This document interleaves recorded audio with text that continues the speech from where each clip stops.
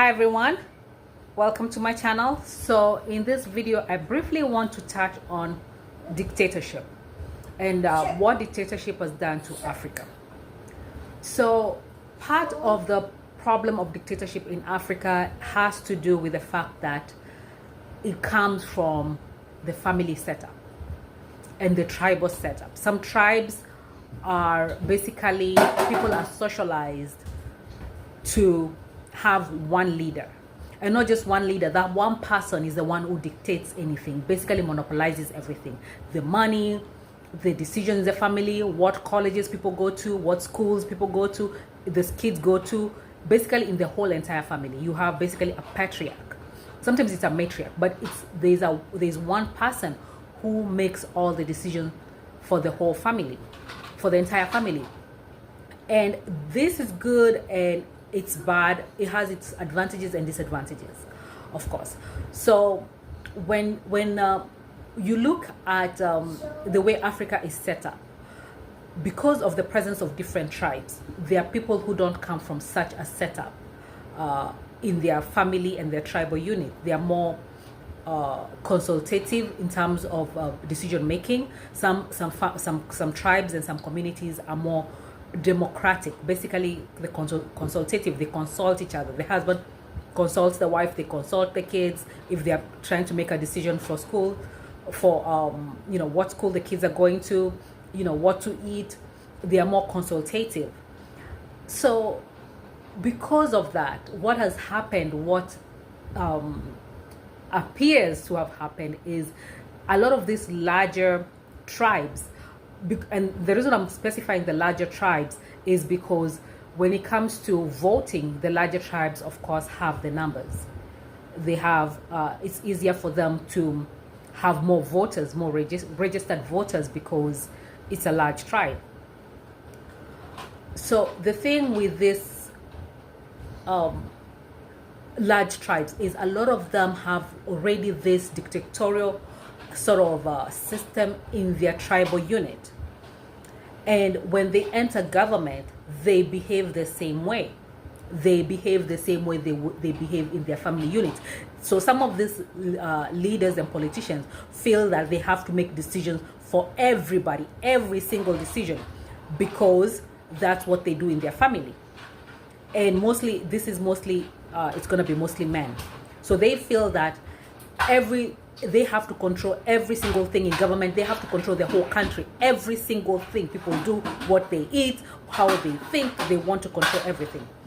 And because of this, there have been very many challenges. Clearly, there's a lot of joblessness, because you are having because if this one person wants to control a certain industry, for example, let's say milk, they want to sell milk, they want to be the ones who are controlling the whole industry. What they'll do is they will not just have people get arrested for selling milk. They'll pass legislation that blocks anybody who is selling milk. Basically, like, you can't sell milk to your neighbor, and they'll pass it into law. They'll put it into law. So, and that's why more people need to participate and read some of these laws and the Constitution, and look at all these things that are blocking businesses in the business environment. And not just the business environment, you have music, you have arts, you have all these sectors. You have the media, you have entertainment, you have the food industry, you have agriculture, you have fishing, you have all these sectors are sort of blocked because there is one person who wants to control all of that. And the reason they want to control all of that is because that's what they do in their own family, that's what they do in their own community. So they feel that they need to control what everybody is doing. And the situation of joblessness in Africa, in a lot of countries in Africa, part of it is of course, there is the issue of people don't know how to create jobs. There is also an issue of when investors come in, or people who want to create businesses and jobs come in, they are not able to either enter the market or scale up. And the reason they're not able to scale up is when some of these people who come from this dictatorial sort of thinking background, when they are in government, what they do is they look at these people, they start entering into these people, gathering information, using the intelligence agencies to gather information about individuals, how much money they are making. And when they make a certain amount of money, they go in there and try, through taxes, they try to see how much this person is paying through taxes. And when they reach a certain point, they either get this person has to submit to them and pay them off on a regular basis, or during campaigns. Mostly it's during campaigns where they get paid off. So these government officials, this individual with a business and has hired all these people, has to start now paying off government officials, because if they don't, their business is going to get shut down. And not just shut down, I'm talking about legislation is going to get passed to shut down particular people's businesses. So there's that issue of scaling up when it comes to businesses in Africa. There's the issue of entry, people being unable to enter because of various taxation laws. When it comes to the red tape, basically too many requirements for just local people to enter in certain businesses, education, healthcare. You have too much red tape. Other times you have some of these government officials sabotaging. They're sabotaging businesses. They're sabotaging people, private individuals who have businesses and have hired people. They're sabotaging. Let me give you an example. In agriculture, they will sell fake fertilizer. By fake fertilizer, I mean fertilizer just, they just take soil and mix it with like sawdust and stuff and sell it to people.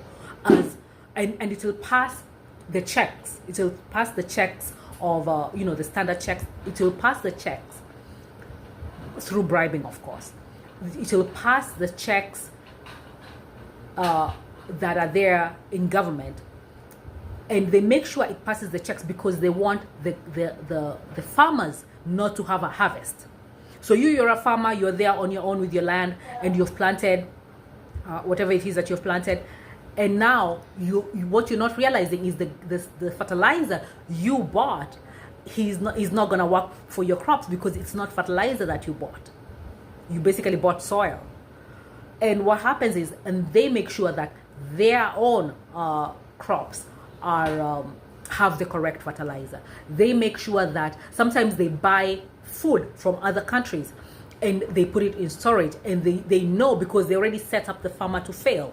So they know that these farmers are going to fail, and they're not going to have a good harvest. And immediately people start complaining, oh, the food prices are high. They come in with their stuff and make a killing in terms of money. So they use government to sabotage people, to sabotage businesses, to sabotage farmers, to sabotage everybody. So this is the problem with this dictatorship kind of mindset, because this one person wants to be the only one who is feeding the whole country, the only one who is providing entertainment for the whole country, the only one. Basically, they want to be the only ones who are controlling all the industries. Thank you for watching. I'll see you in the next one.